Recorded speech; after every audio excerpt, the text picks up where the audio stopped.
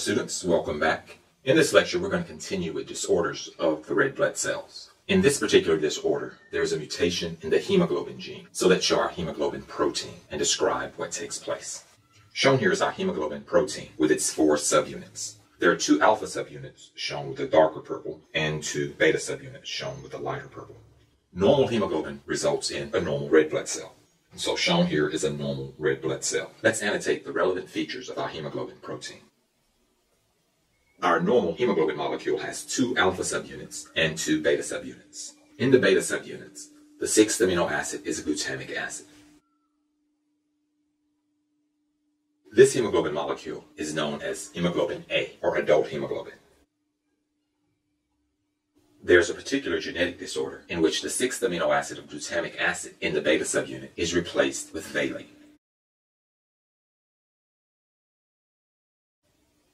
In this genetic disorder, the 6th amino acid glutamic acid is replaced with valine.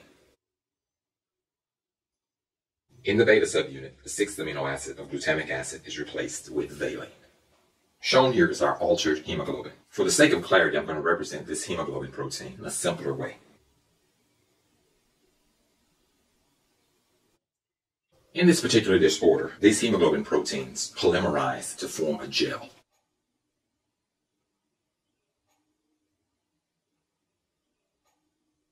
This gel that's formed creates long rods within the red blood cell, elongating and deforming the red blood cell to give it a particular shape. Let's represent that shape here.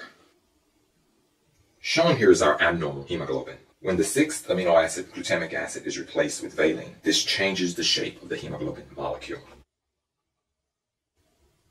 These abnormal hemoglobin proteins form a gel by polymerizing to make long rods. These long rods stretch and malform the normal red blood cell, shown here.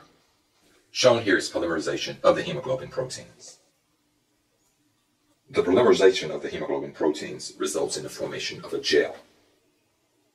This gel formation elongates the erythrocytes and making them pointed on the ends.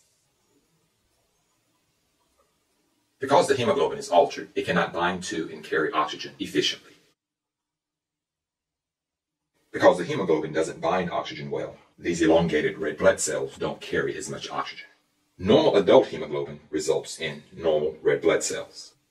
The altered hemoglobin results in elongated red blood cells. These red blood cells, which do not carry oxygen efficiently, have a sickled shape. This disorder gets its name from the shape of these red blood cells. Because this hemoglobin results in red blood cells that have a sickle shape, we call this sickled hemoglobin, or HbS. The pathological condition that results is called sickle cell anemia. Sickle cell anemia results when the 6th amino acid in the beta chain of glutamic acid is replaced with valine. This results in the polymerization of the hemoglobin and the formation of a gel. This gel elongates the red blood cell, giving it a pointed end, giving it a sickle shape. The hemoglobin can't bind oxygen efficiently, and consequently, the red blood cells cannot carry oxygen efficiently, and this results in anemia.